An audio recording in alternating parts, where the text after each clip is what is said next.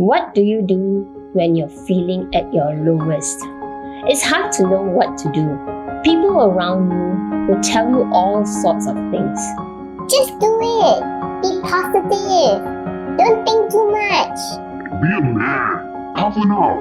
Be a mom. You have 3 kids. You gotta be strong for them. Comments like this don't actually help. Although it is with a good intention, the truth is the first thing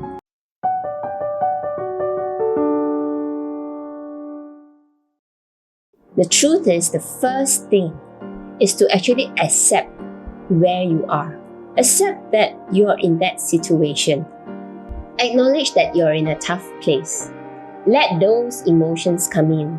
If you feel angry, cry, shout, just do whatever that makes you feel better. Don't try to hide your feelings. At the same time, make sure you have the support system around you. Your family, your colleagues, your friends, your neighbors.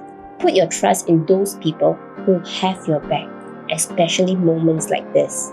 It's okay to feel lost sometimes because we're all human, but never feel worthless.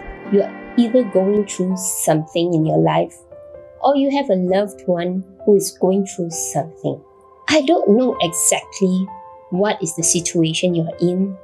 I cannot pretend to understand what you're struggling through. But I've been there, and I wanted to share that I have hit rock bottom before.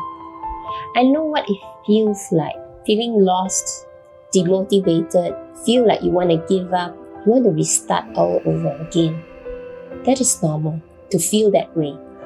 Some people think that because I post positive moments online, I have a good life, I have a good career, I have a good family. In truth, it isn't. I go through tough moments too. And I believe that everybody goes through tough moments in certain parts of their lives. Our lives goes up and down, up and down. We have good moments, we have bad moments. And even the rich have their different set of problems. And today I want to share one of these moments with you. Something very personal. There was a time that I nearly lost my job during the pandemic. It was due to a non-work related issue that mattered a lot to the company. I got a call from the management telling me they're going to take 1 week to decide whether I'll be keeping or losing my job. I was so shocked. Never once did I think that I should worry about my job security. In fact, I was so frustrated, betrayed, and I felt angry with the world. I can't quite describe the feeling that I felt then, but it was the worst feeling ever. Cannot imagine myself without a job because I had multiple loans to pay off, so many type of bills, so many type of extra class and tuitions that my children were attending. My kids were not even in high school and they had a long journey to go. I had so much worry in my mind. Was I able to get another job soon after? What happens if I remain unemployed for months? I had always believed in myself, but at this time, I lost all my confidence in myself. I couldn't sleep. I couldn't eat. I just kept on worrying. Every day throughout that 1 week, waiting for HR to come back to me to tell me whether I could keep my job. It was a torture, waiting every hour for that call. Finally, the call came from HR and I was told that I could keep my job. It was a relief, but I would lose my bonus and my increment. It's a tough blow hearing that. At least I could keep my job. And I was actually dependent on that bonus to pay off certain things. I told myself, it's okay. I will push through these tough times. And that's when I started to reflect on myself. Reflecting on how I got into this situation in the first place. I realized that I need to be accountable and take responsibility for how I got myself into this. First of all, I wasn't prepared for the possibility I would lose my job one day. And that is a big mistake on my part. So I started to take responsibility for where I was. And I promised myself I will never put myself in such a situation again. I will be better prepared. I even reminded myself, if the worst thing happens, that I cannot sustain myself, that I have to sell off those properties that I took a loan for, I had to downsize my car, I would do it. It wouldn't kill me doing it. I had my skills and no one can take it away from me. And lastly, I asked myself if I had tried everything that I could to turn things around. And the answer was no.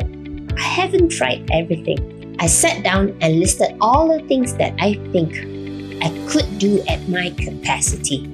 And I started to put them in action. The first thing I did was to write to HR, to make an appeal, to reinstate my bonus and also my increment. The second thing I did was to pull out my old resume. It was, I think, 15 inches thick with dust. And I started to rewrite my resume. I started to make video presentations to support my job applications. And in these video presentations, I started to practice how I would perform when I go to a real job interview. During these months, I watched lots of YouTube on self-development, how to present myself, how to be a better leader. And along the way, I created my own YouTube channel, JulesTTALK, and I started to teach others how to present and how to be a better leader. And by teaching others how to do that, I reinforced that values in myself. And I was improving every day. And the first 2 months of doing that, I didn't get a single call for interview. In fact, I wasn't even hot on the market. I felt a little bit down, frustrated, but I kept pushing on. In 4 months, HR called me back and told me that my bonus was reinstated, but I lost my increment. And in 6 months, I got a call from a friend for a job opportunity, which I immediately took it. I didn't even know what the job position was, and I immediately submitted my resume on the same day. And I got the interview immediately, and I passed in my first interview. Everything went so fast. In 8 months, I started my new job, and there was no turning back. Reflecting back, I didn't wait for things to happen. I don't think I was patient for that. I took action to make things happen, and it did. That 6 months of experience shaped me. It taught me resilience, mental toughness, that tough times don't last, but tough people do. You may not see it right now through the problems that you're going through, but looking back, these tough moments are the ones that will shape you to what you are in future. And if you learn to apply these lessons, they can become the greatest thing that ever happened to you. And today, I'm not ashamed to share it with you because I know it can help someone out there. So if you're going through a tough time, remember it won't last forever if you take action. One thing that helped me during this period of time was journaling. I learned this from Oprah Winfrey. Every day, I will pull out my Facebook app and post 5 things that I'm grateful for that happened to me yesterday or the past week. And I'll post it along with photos or videos. And this post is meant to be private. You'll be surprised how this simple practice can shift your mindset to be more positive, to see things in a better light. Last weekend, I woke up on an early Saturday morning. I told my husband, life is so good. I just had a wonderful walk, a 40 minutes walk in the park, listening to my favorite podcast, The Game of Impossible, my favorite YouTube channel. At 9:30, I'm going for my massage. My life is great. I'm really enjoying every moment of my life. So I'm telling you, even in tough times, there are good moments out there if you pause to reflect. So even in tough times, there is always something to be grateful for if you make the effort to look for it.